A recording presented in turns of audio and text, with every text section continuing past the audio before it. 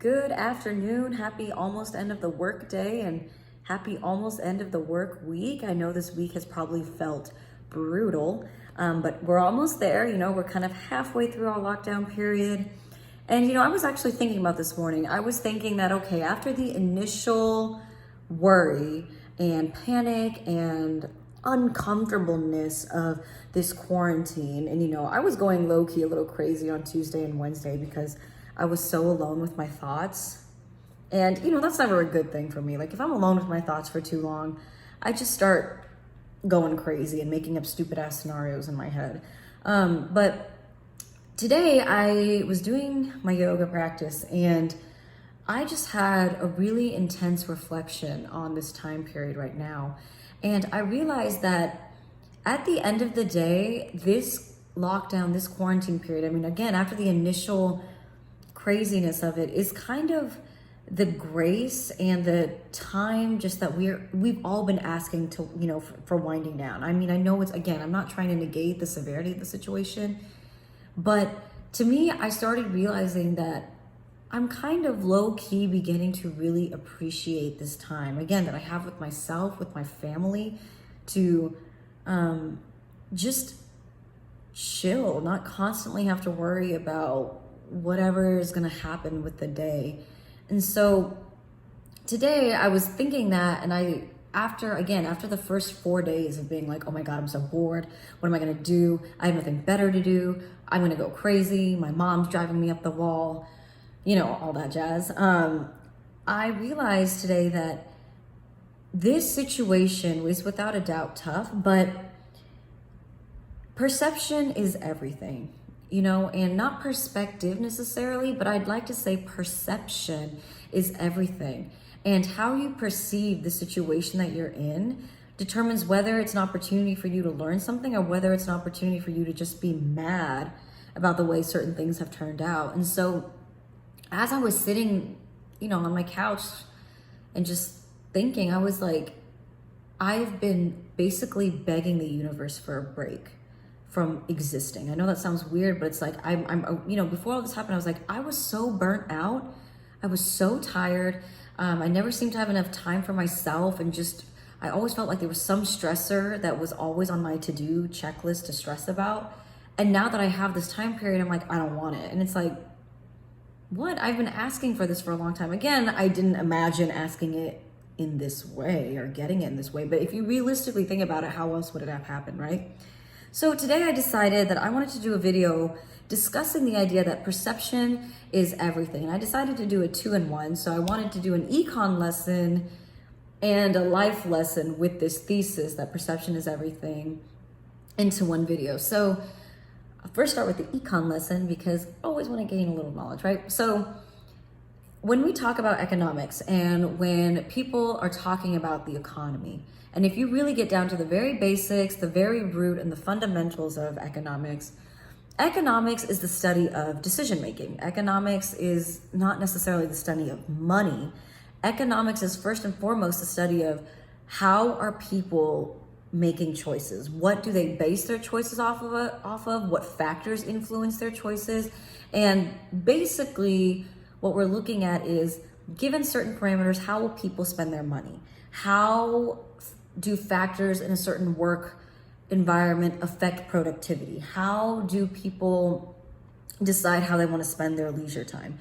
How do we inspire innovation, right? Economics is literally the whole study of society, if you will. And so the reason this is important is because something that I don't think is covered enough in economics is that perception, again, is everything. So things happen in the economy literally based off of perception. You want to talk about the stock market. The stock market is just a game of people anticipating trends, people anticipating how people are going to react to a certain event and then betting against or on it, kind of thing. And so that's really what the stock market is. And the economy is the same way. It's kind of like, based off of how people are going to perceive a certain event, how are they going to react? And based on how we expect them to react, what actions should we do to kind of protect our business or make some money off, money/profits, whatever. And so that's really what the, economy is. And the best example of perception is everything is panic buying. Everyone went crazy and panic bought all the toilet paper in the land and paper towels and cleaning supplies and water for some reason, as if they were going to be put in a bunker for 8 months. And when there's a lack of information, right, we see that a lot in the economy. When there's a lack of information and a lack of exchange of effective and appropriate communication, we see those types of mistakes being made, right? And panic buying has a lot of negative externalities. People who couldn't afford to buy in bulk are now being forced to buy in bulk because they won't be able to get what they need come the time their paycheck can afford what they need. Obviously, the supply chain has been messed up in multiple areas, and grocery stores are having to figure out how to replenish, right? And so now that the panic buying has calmed down, you see that, okay, things are kind of going back to normal. Perception really is everything. And so when we're looking at the economy, for example, right, if people are perceiving that there is a recession to come, okay, whether the recession was actually going to come or not, a recession will inevitably come because people are going to make decisions with the idea in mind that a recession is coming. So a recession may not be on the way, right? But if people perceive there's a recession coming, they're going to start saving more.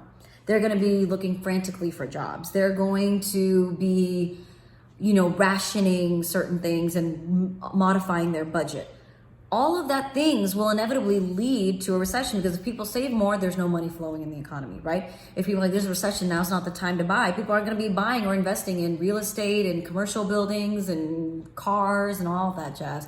And so inevitably, we kind of had this Murphy's Law where we ended up having a self-fulfilling prophecy. We kind of ended up creating a recession, regardless of whether one was coming or not. Now there's definitely going to be a recession coming, okay?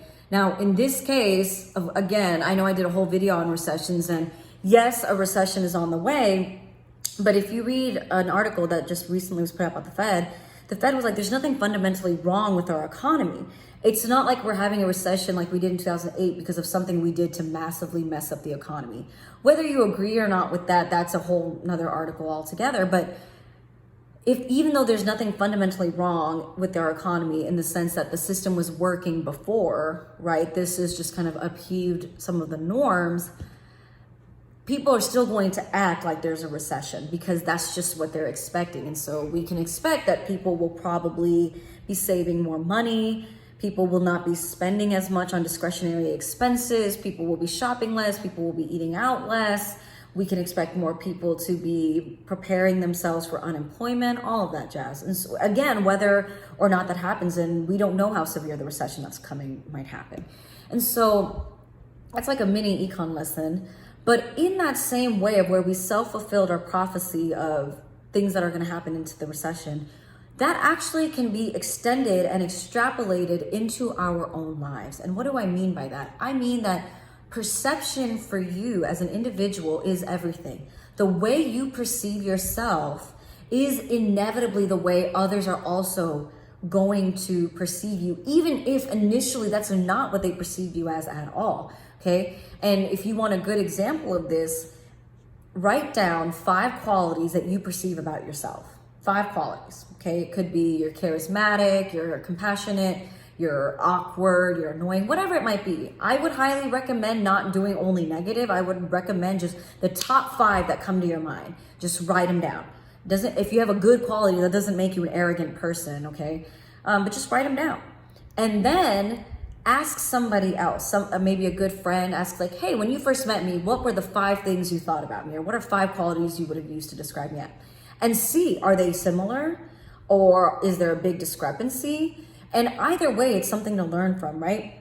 If you perceive yourself as a boss and you know that you can be a boss and that you can be whatever you want and you have that attitude, that's going to trickle into everybody around you.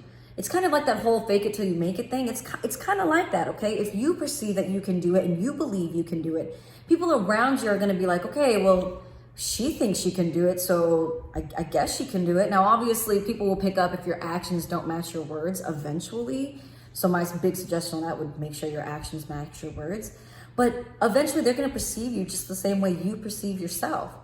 And so if you perceive yourself as a loser, people probably didn't think you were a loser when they first met you, kind of thing, right? They're probably like, no, she's great, she's nice, kind, he is funny, he's adorkable, and being adorkable is a good thing, by the way. People love adorkable people, but not adorable, adorkable. I know that is not technically a word, but it's like a dork who's adorable, adorkable.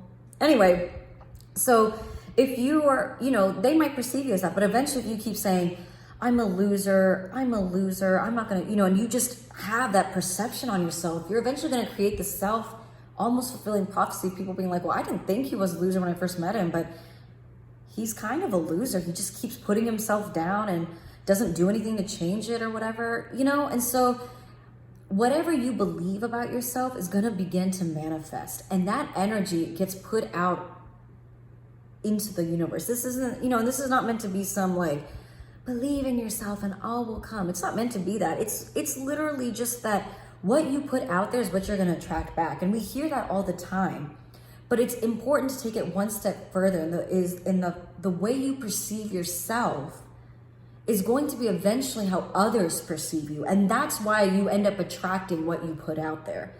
Now again, if you're like, I'm going to become a millionaire and put that out there and then do nothing to make sure you become a millionaire, well then, yeah, you're not going to become a millionaire. But if you're like, I can do this, I have a goal, I have a vision, and I'm going to work to make myself a millionaire, that is going to eventually come to you because you're working for it. It may not come to you in the manner you thought or in the timeline you thought, but it will come. And so and again, you can extrapolate that economic example that I talked about in the beginning and put it in your own life and realize that however you perceive yourself, whatever you believe you are capable of, and whatever you believe you want for yourself, when you put it out there, it's gonna come back. And that's because perception is everything. So today, I challenge you to do that little exercise where I was just talking about, write 5 qualities, the top 5 qualities you'd use to describe yourself, and then ask a good friend, a family member, hey, what are my top 5 things that when you think about me, what are the adjectives you would use to describe me? Top 5, and write them down and see, okay, if they say, when I look at you, I perceive you as kind of someone who, and it might be good or bad, okay? Whatever it is, maybe they're like, you're kind of awkward.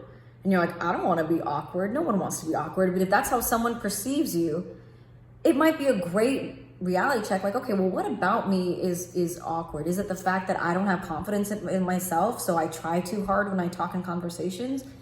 Or if you're, if someone says, hey, I perceive you to be very confident, that's awesome, okay? And if that's something that you want, then great. You're holding up the same perception of yourself that you want others to have of you.